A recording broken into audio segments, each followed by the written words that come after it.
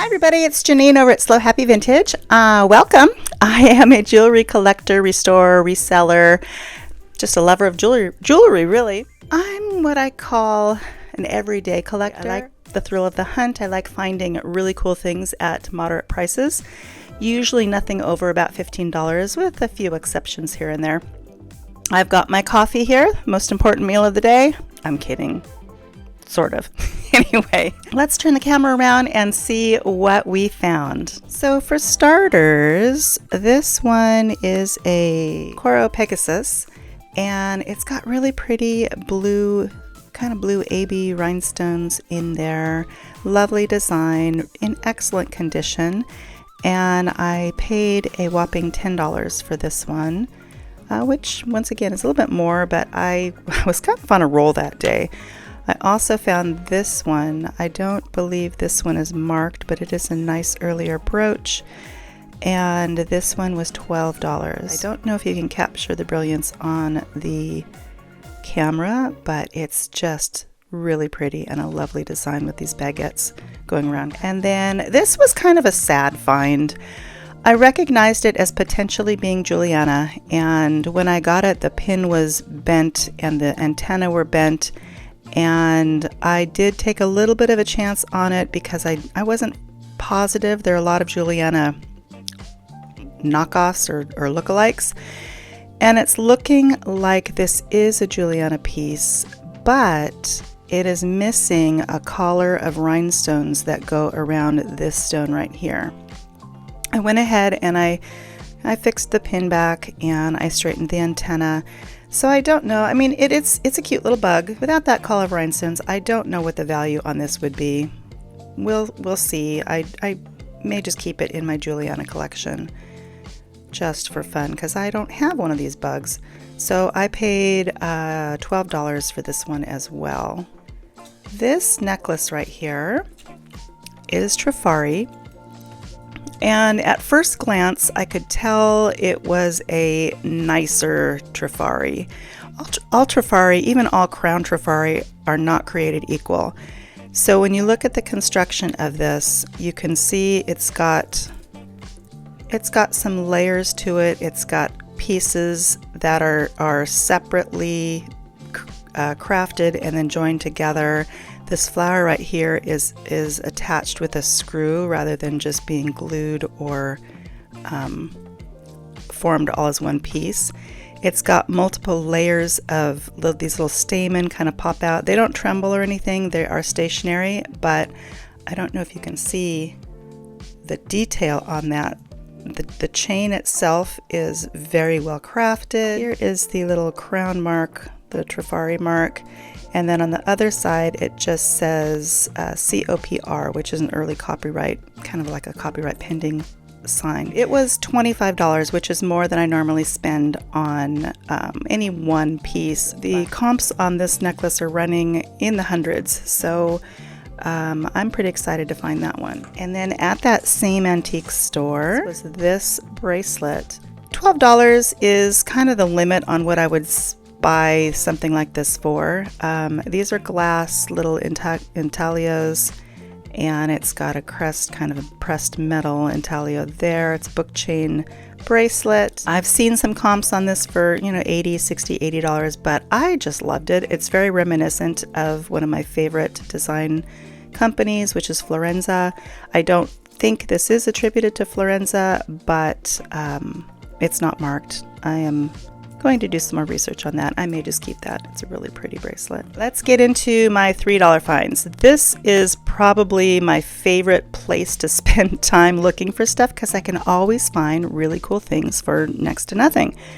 So all of these, I have a bag. I don't know if, here I can bring this in here. This bag is full and it's all $3 pieces. So I've just pulled out some of them to show you. Like these are just some nondescript clear rhinestone earrings. They're all prong set. They're clip backs. They're not signed, but they're quality pieces that I will pair with a nice similar necklace to sell as a set. These are just really nicely made Trifari earrings. Not huge value on these, but for $3, Trifari, a quality Trifari is getting harder to find. There's a lot of kind of cheap Trifari out there, the stuff that was made later in the company's life, but finding the quality ones is getting a little bit harder. And then there's this bracelet. I do not know who this is attributed to. It is a really lovely bracelet. It's got a nice flow to the design. These are calla lilies. It's gold tone. There's barely any wear to it. It's got a safety chain, and it is just a really lovely bracelet. This was in the $3 case, and I fell in love with it instantly. Art Nouveau. It does have a chip to this little stone up here, but you know what? I don't even care. It's got these, look at the, just take a moment for this. Look at how beautiful this is. It's got the flowing lines. It's got, there's a bird right here with wings, and then I guess the body of the bird is the stone. It's just beautiful. I believe it was probably a sash pin. Can't really tell where the pin would have been. It has some little fasteners here, which makes me think it could have had a back plate on it. But these are the types of things I like to save. I just think that is drop dead gorgeous. Like I said, the stone's kind of beat up, but I don't care. I'm not sure what I'm going to do with that. I could turn it into a brooch. I could turn it into a bracelet. I could just leave it as is and stick it with my Art Nouveau things. I don't know. Tell me in the comments, what do you think I should do with this? Could make a barrette out of it? A hair piece? I don't know. Okay, moving on. We have, what are you? I haven't looked at these in a while. Oh, another Trifari. This is kind of a newer Trifari. It's got a nice design, but it's more modern. It's very fluid the way it moves, so it's probably very comfortable to wear. But for $3, you know, a lot of my purchases are price driven, and there are a lot of things I don't pick up anymore unless they're really cheap, like $3 or under, and newer Trifari is one of them. This is a amber necklace. It's got an older clasp on it. It's one of those hairpin hook or fish hook clasps. They make a lot of fake amber or faux amber, but looking at the inclusions in it and feeling the weight of it, I kind of could tell it was amber. Amber has this kind of dead, weird green glow under black light, and there are some other materials that will glow under black light that resemble amber, but I'm pretty sure these are amber beads. Here is the amber necklace sitting kind of in the dark. Then when I shine a black light on it, you can see kind of that dead looking weird green color that it fluoresces. That is typically indicative of real amber. Okay, does anybody recognize this? This is, drum roll please, Juliana. 5-link Juliana chain bracelet. Keep calling everything necklaces, with kite stones on it. I was thrilled to find this. This was in the $3 section of bracelets. So don't think that you can't find things if you have the knowledge to find them. I did find this on the Juliana website. I think it's in a different color on the website. So when you check the Is It Juliana website, always leave the color of the stones blank, because D&E made all kinds of jewelry in various colors. What you're looking for is the exact construction of the bracelet or brooch or whatever, not necessarily the color of it. I haven't checked Juliana prices lately. I know they go up and down, and they were hot for a while and they kind of slowed down, but anyway, for $3, very happy to find Juliana. We got a cappuccino maker a couple years ago, and coffee will just never be the same, although I'm not very good at latte art. So my blog, we call it ink blot latte art. All of these again were in the $3 section. This is an Ivana Trump necklace. It's in beautiful condition. All of the rhinestones were there. It is a choker necklace. Really heavy construction. It says Ivana right there with a copyright mark, but look how pretty that is. It might help if I keep it in the camera, right? This one I believe is not marked. These are the mid-50s style necklaces, and it's just in such beautiful condition. Here is the fold over clasp right there. Not marked, but it's got a beautiful little dangle here, and then it is 1, 2, 3, 4, 5 link necklace chains, and just really pretty. And then these two, I'm not sure if you know what they are, but they are some of my favorites from the 80s. Look at the back, and if you guessed 1928, you would be correct. Now these are not from 1928, they're from the company called 1928, and they were probably the largest manufacturer of Victorian reproduction jewelry in the 80s. When I was a kid, I loved romantic things. I raised livestock and horses, and didn't wear much jewelry, but I absolutely admired these when I went into the department stores. This also is 1928. They are very known for these porcelain flowers that they put on their jewelry. Oftentimes you'll see really tiny ones. I have not seen this large one before. Now this one doesn't have the telltale design on the back. It does have the original hang tag on it that says 1928 with a barrel clasp. When it's reasonably priced, I tend to pick it up.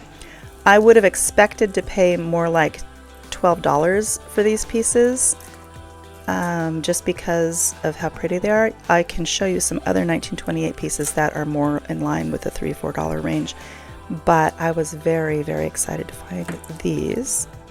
Going back to a couple pieces that were a little bit more expensive, this one right here I found at the swap meet, and it's a Kramer, really well made, as Kramer always is.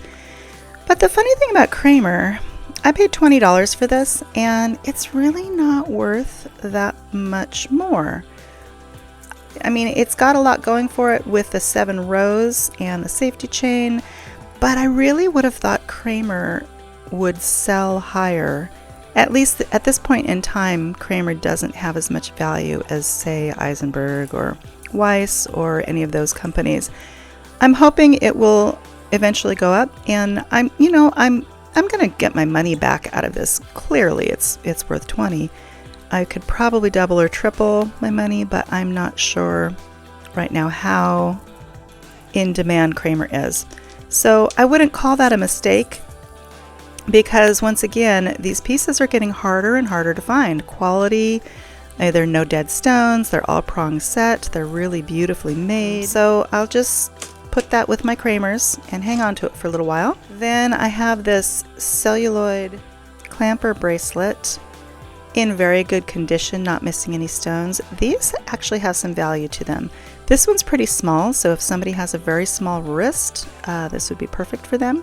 I want to say the comps on these are running anywhere from about 30 to 60 plus, depending on the color and size and style and all that.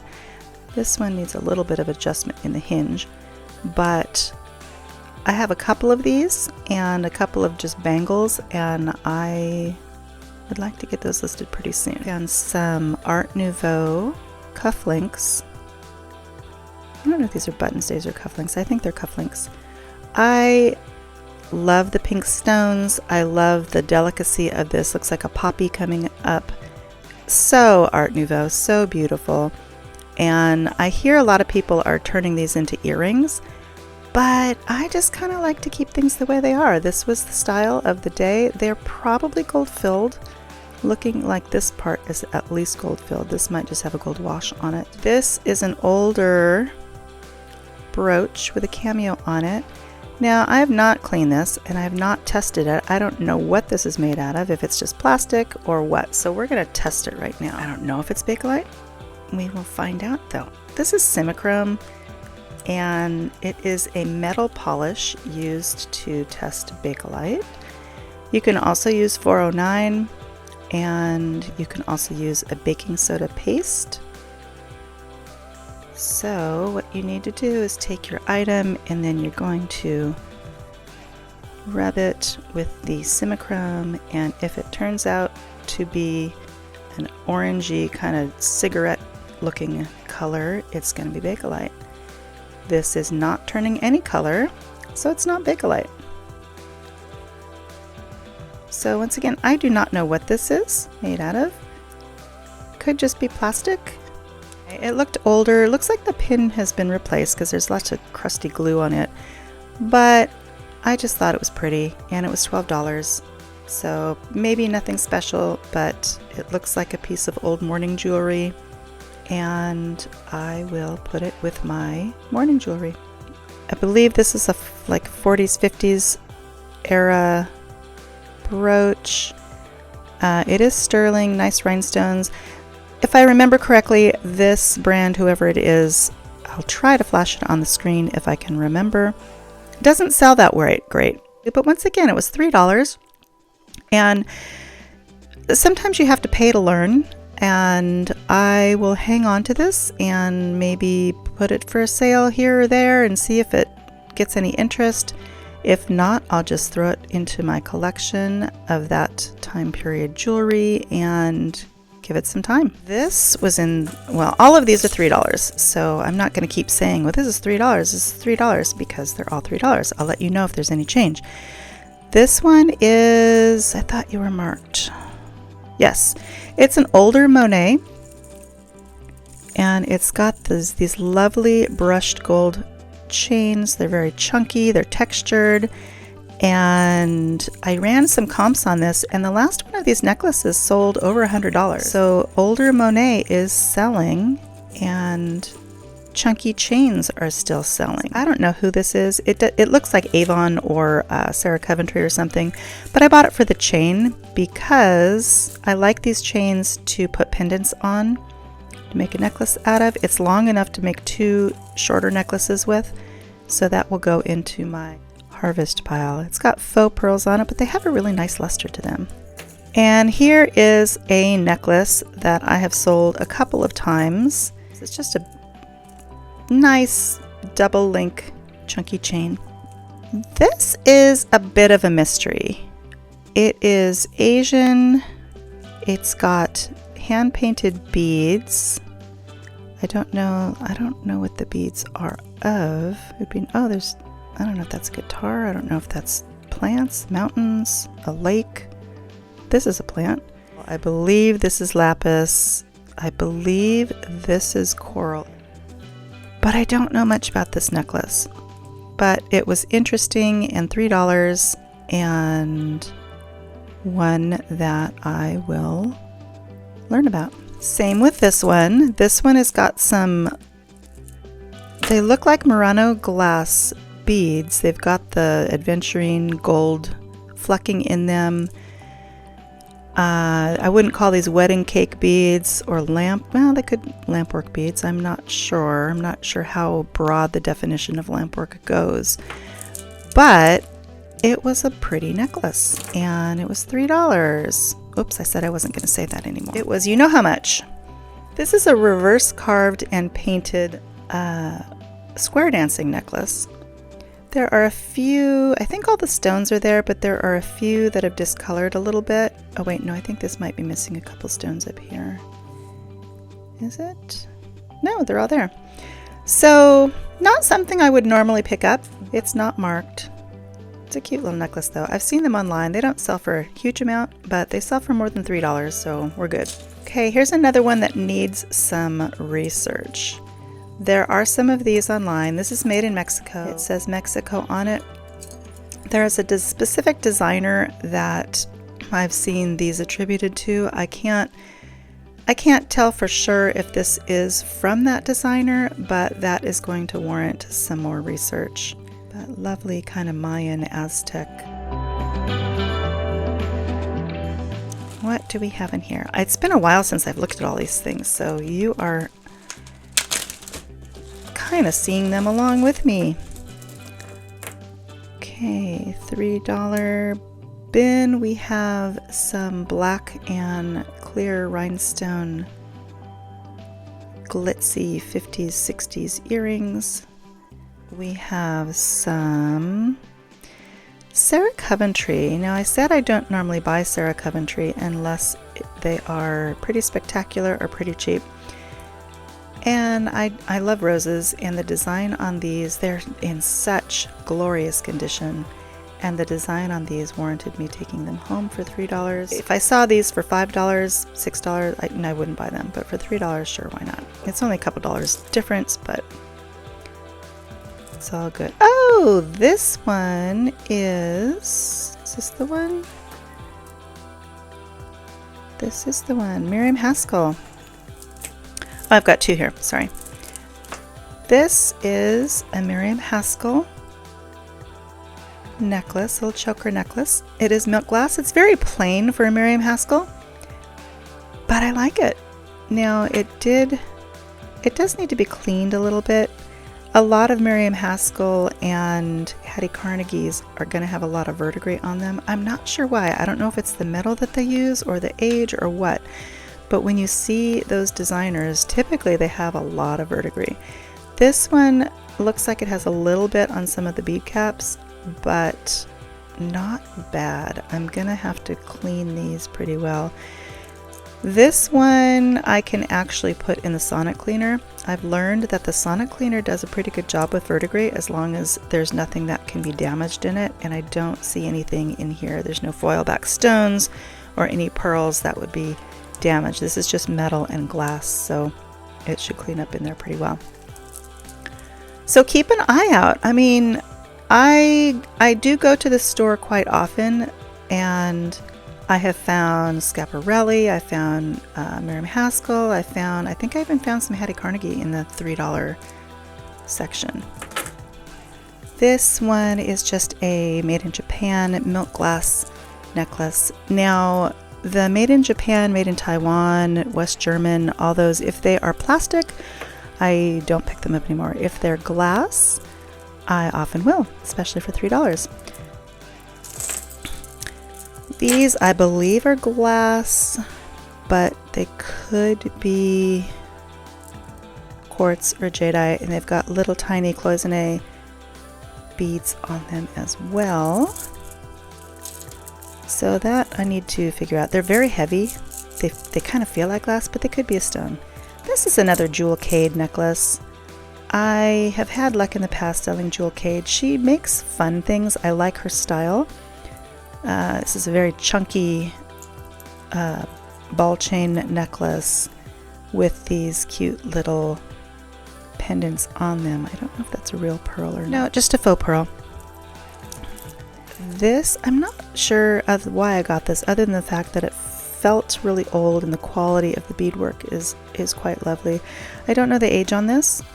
If anybody knows the age on these, I mean, it could be anything from the 20s to the 70s. I really don't know. These little guys I paid a little bit more for. They were $6. Actually, did I pay $6 for these? I don't think I did pay $6 for these. I think they were less than that. They're either Mexican silver or Scandinavian. They say 925 in there, and they are artist signed, but I cannot read it. They put the screw back right over the top of the maker's mark.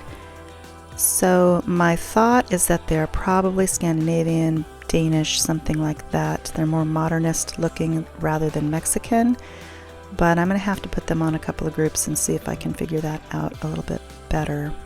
If anybody knows, let me know. Okay, and then this. So I was at a yard sale, and these caught my eye just because they're so weird. They are Chico's, and I rarely ever pick up anything Chico's, but there's like foil, acrylic, and there's just so much going on these. I just thought, I think it was $1.50 for the whole set, $2 maybe for the whole set. Well, there's one other thing I wanted to show you. The ring that I'm wearing I bought at one of my favorite antique stores.